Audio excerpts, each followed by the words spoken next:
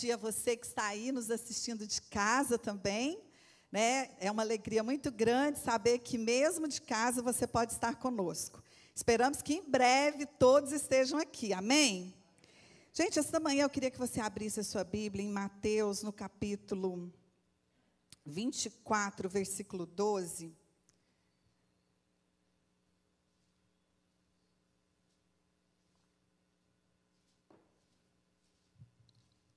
Mateus 24, 12, diz assim: e por se multiplicar a iniquidade, o amor de muitos esfriará.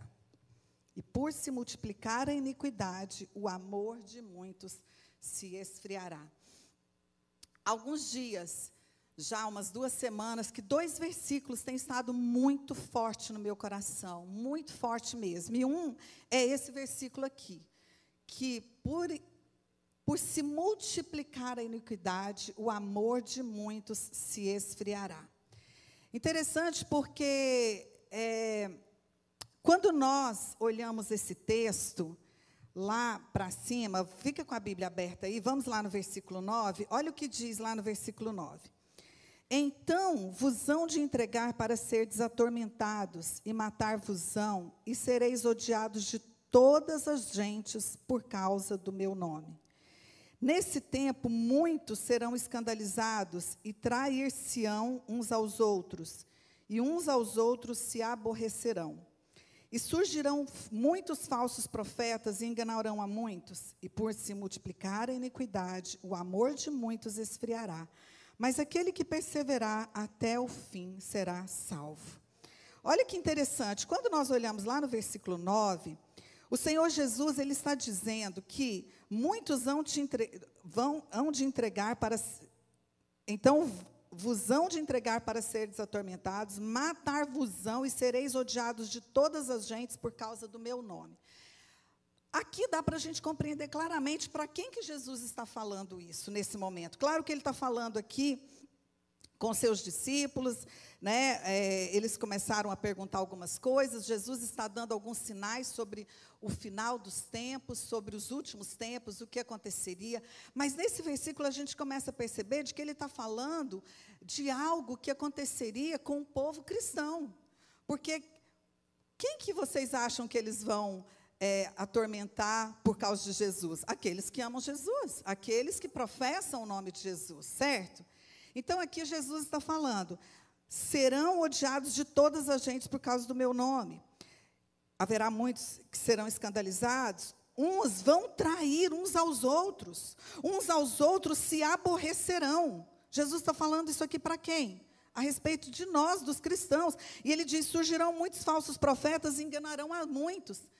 Vai enganar quem? Gente que está querendo buscar a Deus, que está querendo conhecer mais de Deus, que conhece a Jesus. Então, ele está falando para nós, os cristãos.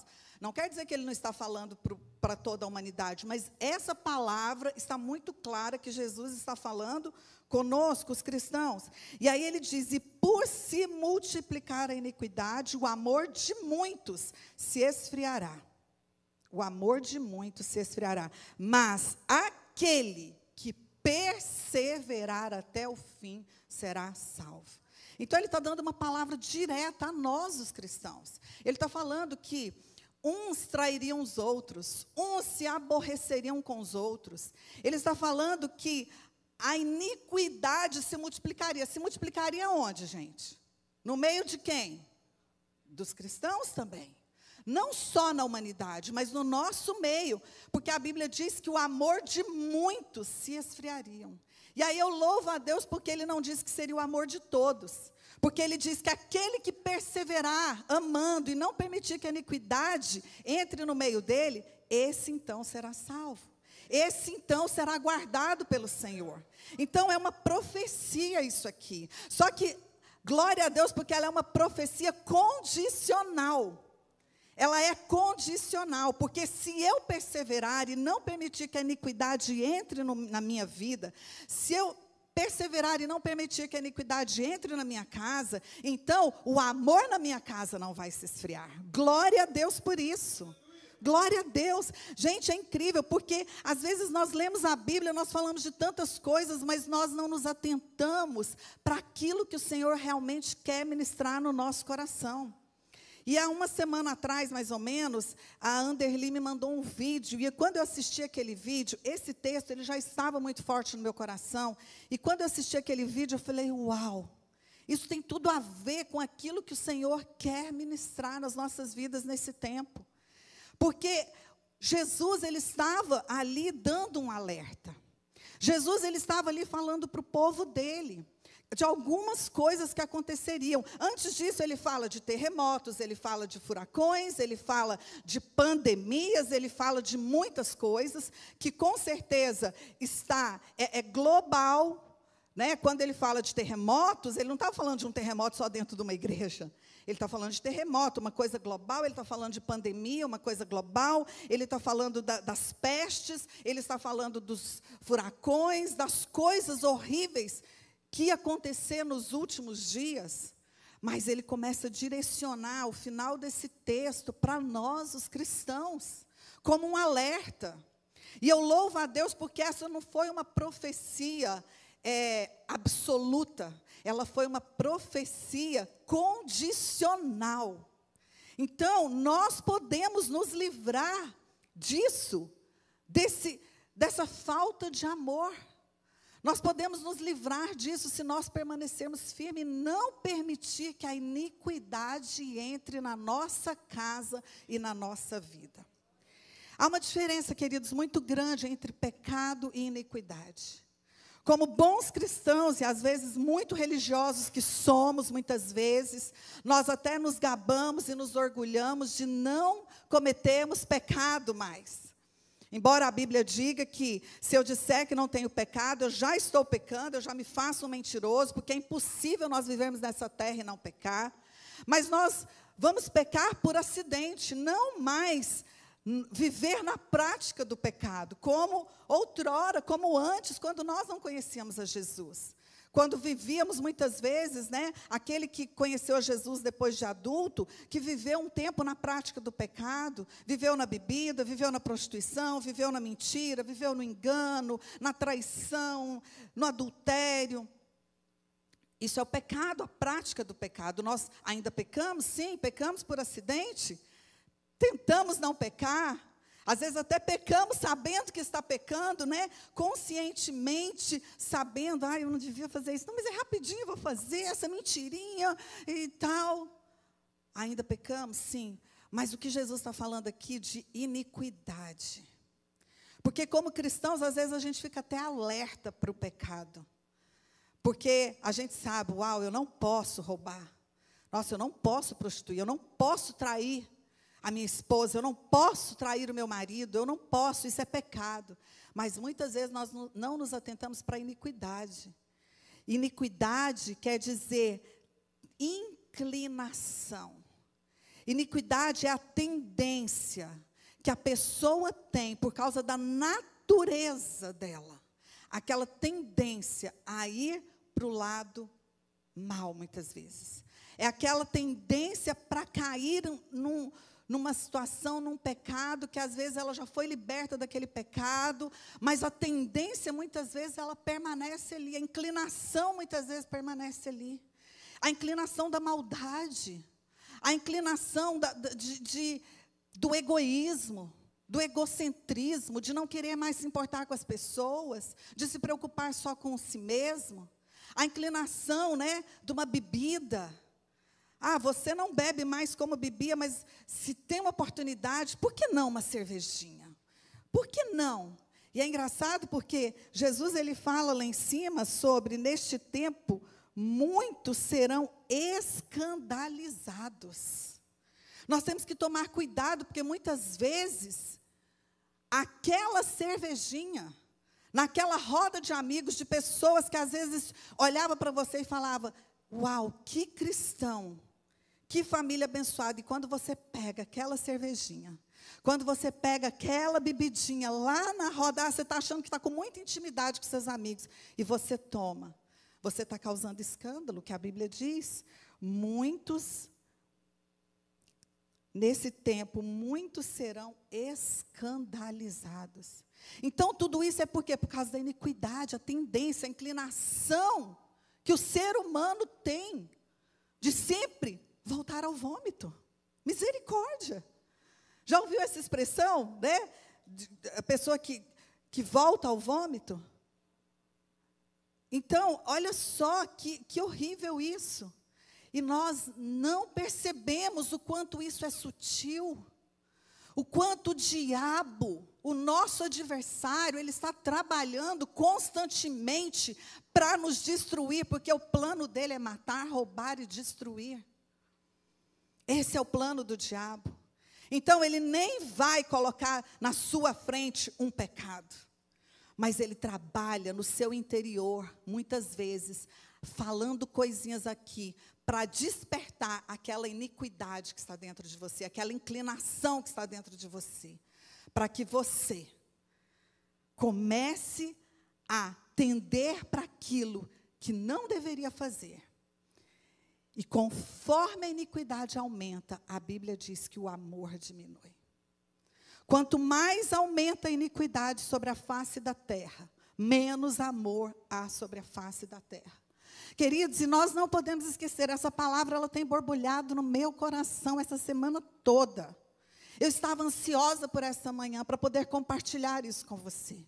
Nós não podemos esquecer que a igreja do Senhor Jesus, nós somos luz neste mundo, nós somos sal nessa terra, nós fomos escolhidos por Deus, e a natureza de Deus é amor. Deus não apenas ama, mas a natureza dele é amor, e se ele é amor, o amor precisa estar no nosso meio. Nós temos que ter mais amor e menos iniquidade, mais amor e menos iniquidade, mais amor e menos iniquidade. Nós não podemos deixar que a iniquidade aumente nos nossos lares, nas nossas famílias, na nossa casa. Só que isso, queridos, às vezes eu estou falando e você está pensando, não, mas não tem na minha casa, não tem iniquidade, não isso. Só que nós precisamos, de tempo em tempo, fazer uma autoavaliação. E pedir ao Senhor, para que nós possamos medir qual a quantidade de amor está no nosso coração, porque se ele está diminuindo, é porque de alguma forma a iniquidade está crescendo. De alguma forma a tendência para as coisas ruins, para os sentimentos ruins, para o egoísmo, para a falta de empatia, está crescendo na nossa vida. Então nós precisamos tomar muito cuidado com isso. E pensando em tudo isso, nessa palavra, o Senhor trouxe ao meu coração o segundo versículo que eu disse, que eu falei para vocês, que 2 versículos estavam no meu coração. E ele está em Malaquias 4, versículo 6. O último versículo do Velho Testamento. E olha o que o Senhor fala através da boca de Malaquias. Versículo 5, vamos ler. Eis que vos envio o profeta Elias, antes que venha o dia grande e terrível do Senhor. Olha Deus falando de novo sobre o fim dos tempos. E ele disse, e converterá o coração dos pais aos filhos, e o coração dos filhos aos seus pais, para que eu não venha e fira a terra com maldição. Parece que são 2 versículos desconectados, mas na verdade são 2 profecias. A primeira que eu li, quando Jesus está falando uma profecia totalmente condicional, porque ele disse que aquele que perseverar será salvo, será livre dessas coisas terríveis que irão acontecer nos últimos dias. Ele estava ali falando do final dos tempos, ele estava falando que aquele que perseverar, então será livre de todas essas coisas, será salvo dessa grande tribulação, será salvo das dores, mesmo que a gente ainda esteja nessa terra no princípio das dores, que antecede o arrebatamento da igreja, mas nós seremos salvos, a nossa alma será livre da angústia, a nossa alma será livre das dores dos últimos dias. Se nós não permitirmos que a iniquidade cresça e o amor se esfrie. Mas aqui nesse versículo que eu li, que também é uma profecia, que Deus usa o profeta Malaquias para dizer, e ele está dizendo, que nos últimos dias ele converterá o coração dos pais aos filhos e dos filhos aos pais, para que eu não venha e fira a terra com maldição. O Senhor está de novo falando sobre os últimos dias. E é interessante porque isso foi o último versículo do Velho Testamento. E a história mostra que por 400 anos o Senhor se calou. Depois desse último versículo, dessa última profecia entregue por Malaquias, por 400 anos o Senhor se calou e não falou com a humanidade. Não usou nenhum profeta, não usou nenhum sacerdote para falar com a humanidade. E aí veio, então, o Novo Testamento, começa o Novo Testamento com o nascimento de Jesus, a redenção, aquilo que o Senhor queria fazer. E esse Novo Testamento, ele começa envolvido de amor, porque quando nós lemos João 3,16, diz, porque Deus amou o mundo de tal maneira que deu seu Filho unigênito para que todo aquele que nele crê não pereça, mas tenha a vida eterna. Ele começa o Novo Testamento envolvido de amor, o nascimento do Senhor Jesus, um amor que mudaria a história da humanidade, um amor que seria suficiente para que todo ser humano que nele crê possa ser salvo e ter a vida eterna.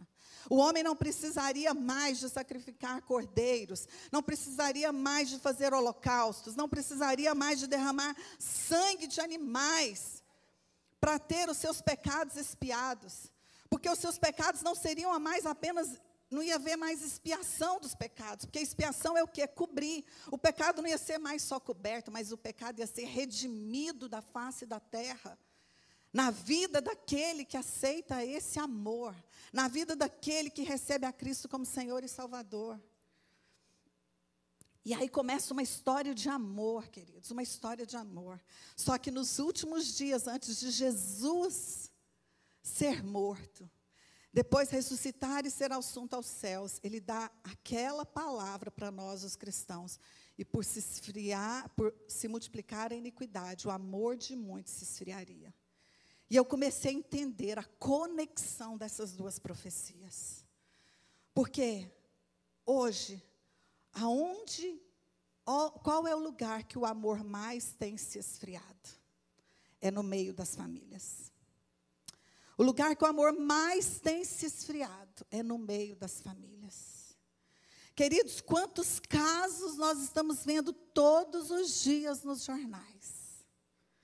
Pais que matam seus filhos, porque não quer pagar pensão para a esposa, para o filho.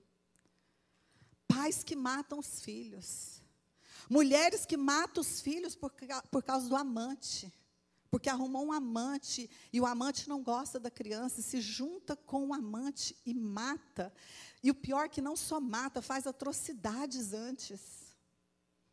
Filhos que matam pais por poucas coisas, netos que matam avós, porque usa droga e quer roubar as coisas dentro de casa, esfaqueiam a avó. Qual é o lugar que o amor mais tem se esfriado? Infelizmente, é no meio das famílias. No meio das famílias. E é aqui que nós precisamos, como igreja, queridos, nos posicionar nesse tempo. Nós não podemos permitir que o amor se esfrie dentro da nossa casa. Nós não podemos permitir, nós temos que tomar muito cuidado. Nós vivemos numa cultura diferente da cultura latina que nós viemos. A cultura americana, quando um filho completa 17 anos, bye bye. Bye bye. Vai viver a sua própria vida. Saiu da high school, vai viver a sua própria vida. E os pais, às vezes, só vê aquele filho no Natal, porque a cultura faz com que essa distância aumente, perca o relacionamento, e aí nós começamos a ver a quantidade de pais e mães que estão envelhecendo, sem ter mais o convívio dos filhos, sem ter o convívio dos netos. Avós que têm que ligar e pedir permissão para ir na casa do neto, para ver o neto. Uma vez uma pessoa me disse, eu disse, como que era o relacionamento dessa pessoa com os filhos e as noras? E ela me disse, olha, na casa deles é assim, tem um dia marcado para nós irmos visitar e ver o meu neto, e um dia marcado para os outros avós irem ver. E tem que ser naquele tempo, naquele horário, por meia horinha. Brasileiros que se adaptaram à cultura americana, que chegaram no Natal e disseram, não, pai, nós não vamos passar o Natal com você, porque agora eu tenho a minha família, eu vou passar o Natal com a minha família, com a minha esposa e com as minhas filhas. E os pais não mais estão inseridos nesse contexto. Nós vivemos no meio de uma cultura, gente, onde isso é muito fácil de acontecer conosco. E esses dias eu falava com o José, eu falava, amor, eu sei que quando os meus bisnetos estiverem aqui, talvez eu já vou estar, partindo. Espero que ainda veja. O Mateus ainda tem a bisavó dele viva. O Noah tem 2 tataravós. Eu falei, mas sabe o que me preocupa, amor? Mesmo que eu não vou ver o que vai acontecer com a minha descendência, mas me preocupa porque se toda a minha descendência continuar morando nos Estados Unidos, e se eles começarem a entrar nessa cultura do esfriamento entre pais e filhos? E isso tem mexido muito com o meu coração, queridos. E não é à toa que eu estou trazendo essa palavra para vocês. Porque nós temos que tomar cuidado, tanto os filhos com os pais e os pais com o filho. Porque a Bíblia diz que ele converteria o coração dos pais aos filhos e dos filhos aos pais. Nós temos aqui na igreja esses lindos adolescentes, maravilhosos. E eu louvo a Deus pela vida deles. Eu louvo a Deus porque eles estão aqui todos os dias. Mas, queridos adolescentes, filhos, você que é filho, eu quero te dizer, não basta você vir à igreja. A Bíblia diz, honra o teu pai e tua mãe para que tudo te vá bem e tenha longos dias sobre a terra. Isso é o primeiro mandamento acompanhado de uma promessa. O primeiro mandamento acompanhado de uma promessa. Honra teu pai e tua mãe para que tudo te vá bem e tenha longos dias sobre a terra. Eu nunca me lembro um dia na minha vida que eu tenha levantado a voz para o meu pai ou para a minha mãe. Eu nunca me lembro um dia na minha vida que eu tenha levantado a voz para o meu sogro e minha sogra. Isso é muito sério. Isso é muito sério. Nós temos que aprender a voltar os nossos olhos, porque a Bíblia está falando sobre os últimos dias. Porque nesses últimos dias a distância entre pais e filhos vai crescer. Nesses últimos dias a distância entre marido e mulher vai aumentar. Nesses últimos dias a distância entre os entes queridos vão aumentar. Porque o Senhor falou sobre isso. E Ele falou que muitos, infelizmente, deixariam o amor se esfriar no coração. Mas nós não podemos ser esse muito. Nós temos que ser a exceção. Nós não vamos permitir que no nosso lar, nas nossas famílias, o amor se esfrie. Nós temos que deixar o amor fluir de dentro de nós. O quanto você tem se preocupado com a sua família. O quanto você tem honrado os seus pais. O quanto você tem... Quantas vezes você fala para os seus filhos que você os ama? O meu pai, há algum tempo atrás, ele fez ele decidiu fazer um grupo no WhatsApp. Nós já tínhamos grupos no WhatsApp de família, mas ele decidiu fazer um só com a descendência dele, filhos, netos e bisnetos. E todos os dias, quando ele acorda de manhã, ele coloca uma palavra para as nossas vidas, ele ministra uma palavra. E ele fala alguma coisa que nos impacta. E ele fala, eu amo vocês. E minha mãe fala, eu amo vocês. E ali começa, bom dia, paizinho, te amo. E aí, o pastor Michael, o Fred, o Eduardo, meus irmãos, as noras, os netos. Bom dia, Gido. Bom dia, vovó. E ali todo mundo. Porque se nós deixarmos esse amor, ele vai se perdendo, ele vai se esfriando. Mas eu quero te dizer algo, o amor é curador. O amor, ele tem o poder de trazer cura. Eu lembro que o meu irmão mais novo tinha 11 anos de idade quando ele foi batizado no Espírito Santo. E no dia que ele foi batizado no Espírito Santo, Deus usou uma mulher, uma profeta, para dizer para ele que Deus estava batizando ele com o dom do amor. E que só dele olhar por uma pessoa enferma, com o amor que Deus estava derramando sobre a vida dele, aquela pessoa seria curada. E hoje eu vejo o meu irmão, Ele é assessor parlamentar, mas ele também é um corretor de imóveis. E a maior clientela dele são idosos. E aquelas mulheres, parece que aquelas senhorinhas e aqueles senhores também, parece que têm o Fred como filhos.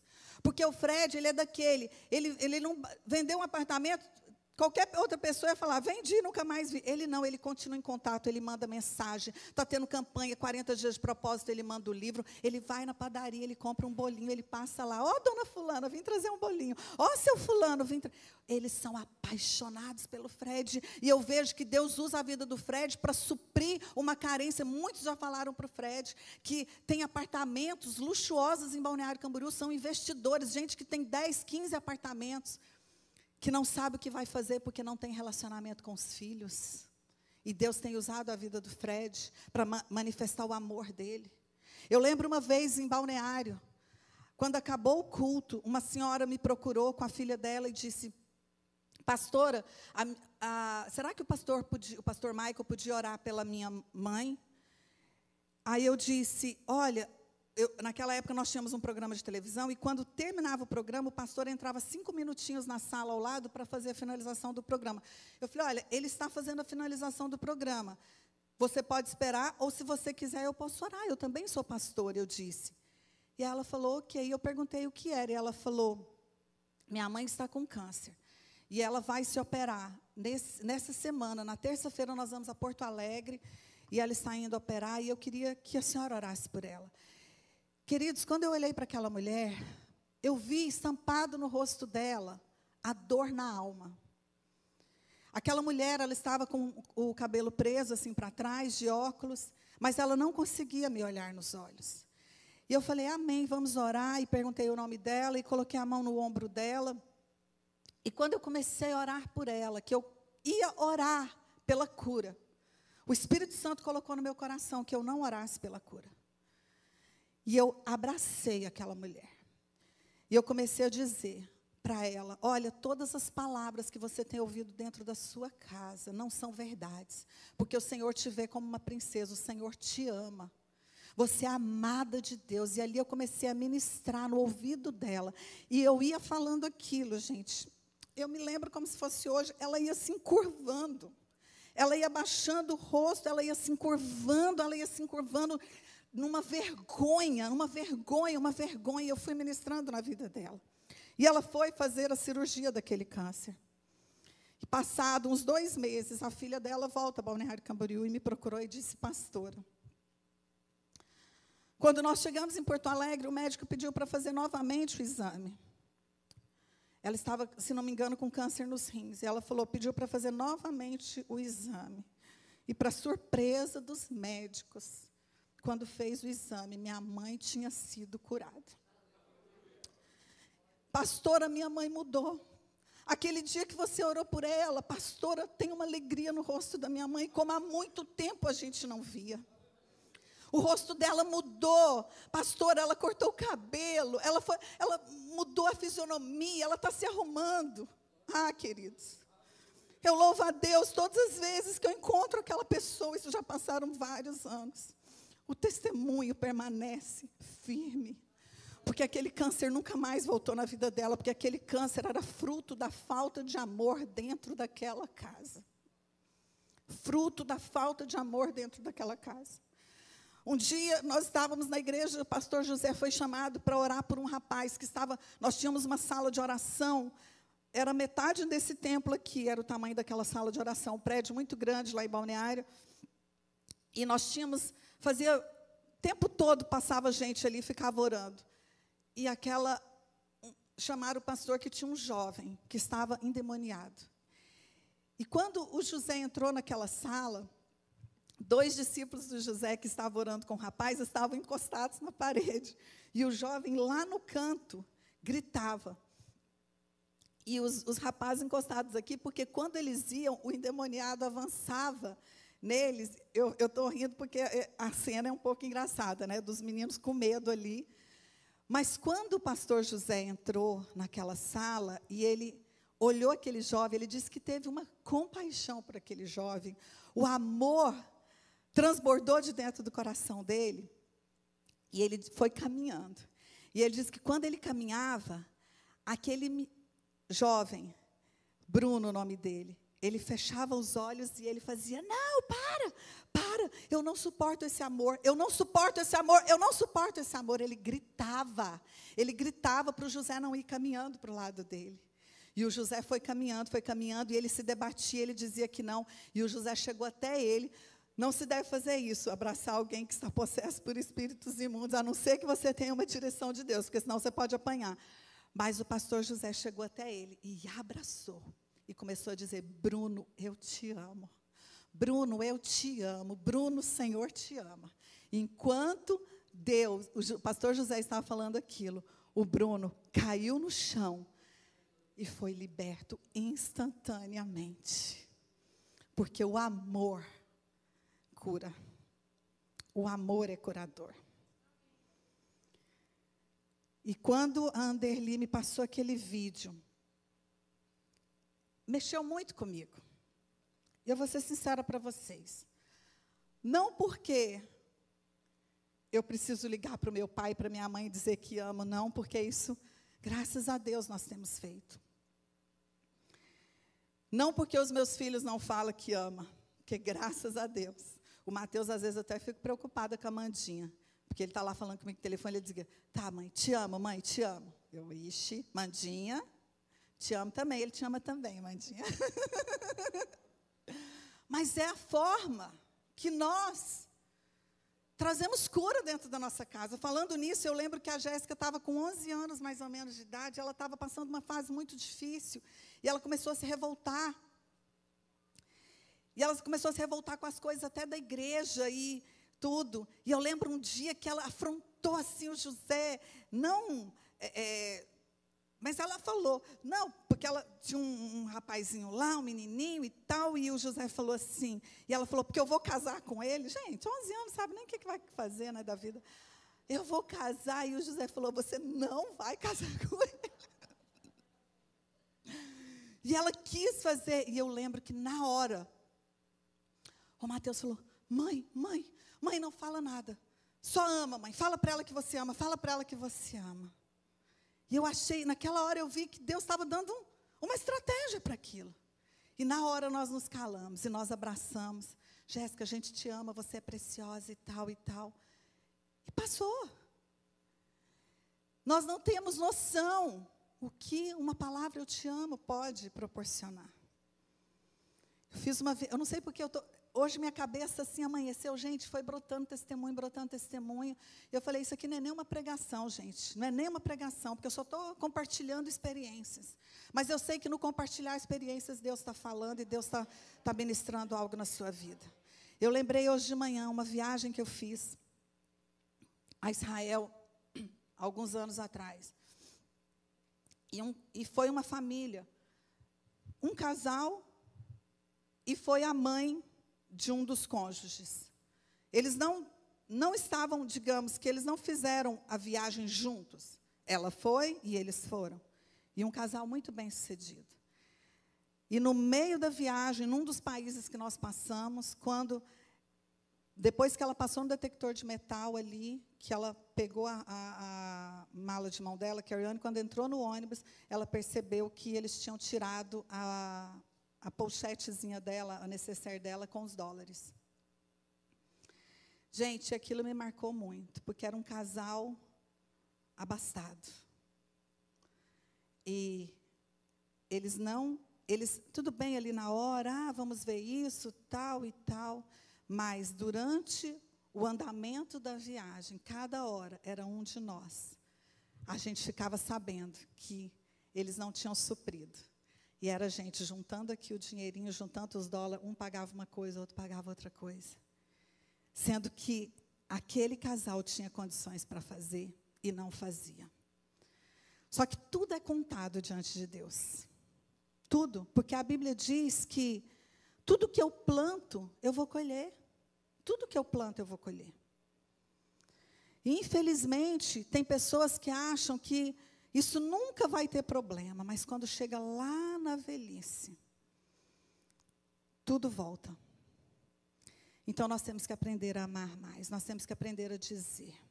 Eu sei que tem homens que cresceram em famílias, às vezes, que não conheciam Jesus.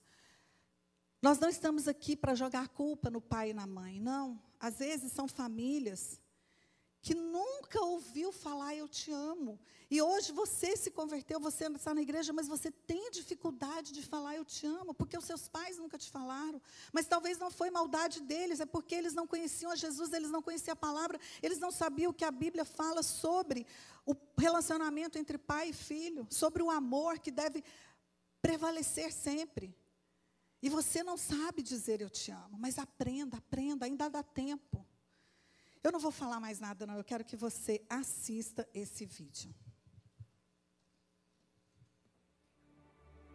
A gente estava falando com uma amiga nossa, a Beth, e a minha filha Anitta perguntou para a Beth: os seus filhos te acham bonita? E a Beth não tem uma autoestima muito elevada e disse: eu acho que não, acho que eles me acham feia. E aí a Anitta perguntou: mas você diz eu te amo para eles? Você abraça eles? Porque isso faz toda a diferença para uma pessoa nos achar bonita. E eu achei super bonito isso, quando a minha filha meio que sacou isso, que o eu te amo tem poder.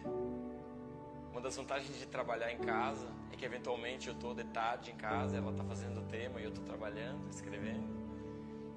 E às vezes ela grita lá do quarto: pai, te amo. E tipo, é a melhor coisa de se ouvir, cara. É muito poderoso. São só 3 palavras, mas as pessoas têm medo delas. São só 3 palavras, mas a gente não percebe como elas são poderosas. Como um eu te amo muda vidas.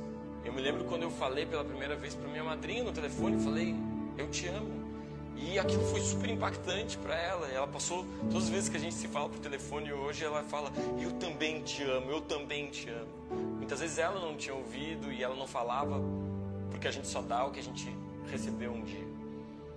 Eu me lembro quando eu comecei a namorar a minha esposa, Ana, e eu falava: eu te amo. E aquilo era poderoso, e aquilo nos deixou mais próximos. A coragem de dizer eu te amo nos deixou mais próximos e fortaleceu o nosso relacionamento. Eu me lembro uma vez que a Anitta estava com o pai da Ana, o meu sogro, e disse: eu te amo, vovô. E eu acho que o meu sogro nunca tinha ouvido isso, cara. E ele começou a chorar. E aquilo foi muito forte para ele. E ele tentou começar a falar para os filhos: eu te amo. Mas não conseguia. Ele tentava falar, mas ele ficava constrangido. Ele achava bobo. É que o eu te amo é tão poderoso que as pessoas têm medo. O meu sogro morreu sem falar eu te amo para os filhos. Eu tenho certeza que ele se arrependeu disso. Eu te amo, ele constrange. Eu te amo, ele liberta. Eu te amo tem poder. E nunca é tarde para começar a praticar. Oi, papai, tudo bem? Beleza, como é que você tá? Tô bem também, só queria ligar pra falar que eu te amo. Ô, meu filhão, eu te amo muito, papai. Fiquei com saudade aqui, quis ligar. Ô, não, mozão, eu também te amo muito, demais. Que bom receber a ligação dessa. Tutozinho quase não fala comigo. Que bom, meu filho. Obrigado pela ligação, papai, eu também te amo demais. Beijo. Tá bom. Beijo, tchau.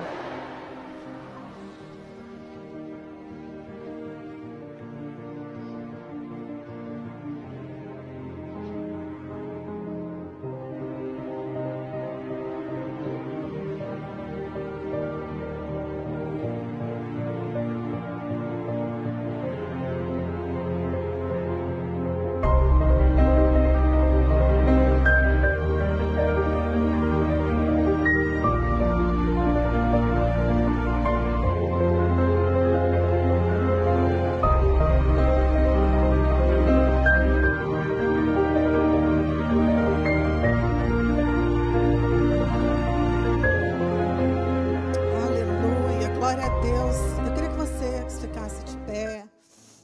Aleluia, glória ao Senhor.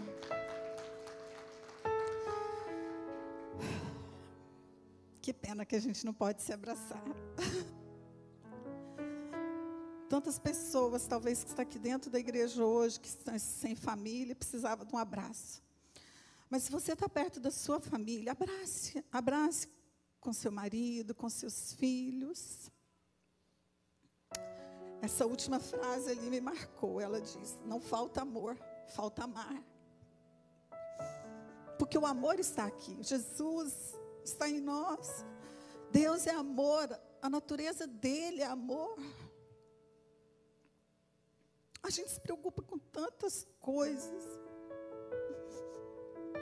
que vão ficar, que não irão conosco para a eternidade. Ou às vezes a gente, numa mensagem, fala, manda beijinho, coração para tantas pessoas. Ai, minha best friend. Mas que às vezes hoje é best friend e amanhã você está até falando mal dela. E não quer mais nem ver pintado a ouro. E esquece muitas vezes de passar a mão na cabeça do filho, da filha, do marido. E simplesmente dizer: eu te amo, amor. Você é importante para mim. Filho, eu te amo. Filha, eu te amo. Eu ligo para a Jéssica, às vezes, para o João, eu falo, tem dia que eu acordo, eu já ligo: ô meu genro, estou ligando para falar que eu te amo. Gente, como é importante, como é bom, sabe? Eu poder abraçar a Amanda e dizer que eu amo o Noah, o Mateus, o meu esposo, os meus pais, os meus irmãos. Não falta amor, falta amar. Vamos aprender a amar. Deu para perceber no vídeo que alguém pediu para aquele menino ligar para o pai e dizer que ama. Viu o pai falando: mas o Duduzinho é tão calado, fala pouco. Que bom, filho, receber. Mas viu que a cura não foi para o pai, foi para o filho?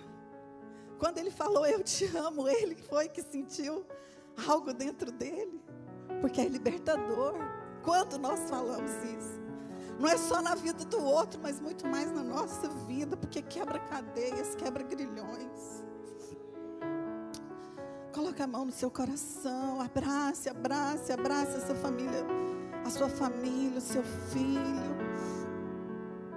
Aleluia, Pai, esta manhã, Senhor, oh Deus, nós não temos dúvida que nós estamos já vivendo o princípio das dores. Não temos dúvida, Senhor, que nós estamos vivendo o princípio das dores. Ah, Senhor, mas não deixa, Pai, que na nossa casa e na nossa família o amor se esfrie. Não deixa, Senhor, que a iniquidade, a inclinação para o egoísmo cresça na nossa casa, Pai. Não deixe que o egoísmo perdure no nosso lar. Não deixe que a falta de empatia perdure na nossa casa, Senhor. Oh, Deus, quantas coisas nós podemos fazer e às vezes não fazemos, Senhor. Pai, eu sei que tem pessoas aqui que às vezes há muito tempo não liga para a família no Brasil, para o pai, para a mãe, para dizer eu te amo. Que hoje, Deus, o Senhor possa estar trazendo cura, Pai. Traz cura, tira a iniquidade do nosso meio, tira, Senhor, a tristeza, tira do nosso meio, Senhor, o egoísmo, tira do nosso meio a individualidade, o individualismo, Senhor, tira do nosso meio a frieza da alma, Senhor. Oh Deus, em nome de Jesus, planta em nós o teu amor, Senhor. Planta em nós o teu amor. Planta em nós o teu amor, Pai. Talvez nós não podemos mudar o mundo, Senhor, mas nós podemos mudar a nossa casa. Ah, como podemos, Senhor. Como nós podemos mudar uma situação dentro do nosso lar, Pai. Porque, Pai, o amor tudo espera, tudo crê, tudo suporta. Pai, nós podemos mudar a situação dentro da nossa casa. Mulheres podem mudar a situação com seus maridos, se souberem amar incondicionalmente. Se souberem, Pai, dizer para ele todos os dias: ah, amor, como eu te amo. Homens podem mudar a autoestima das suas esposas. Homens podem trazer cura emocional na vida das suas esposas. A melhor plástica, a melhor cirurgia plástica é o amor, Pai, o amor, Senhor. Oh Deus, pais podem curar filhos. Filhos que estão com a autoestima lá embaixo, querendo se suicidar, querendo tirar a própria vida, Deus, nesse mundo que às vezes tem massacrado. Se souberem dizer eu te amo, o valor do eu te amo todas as manhãs.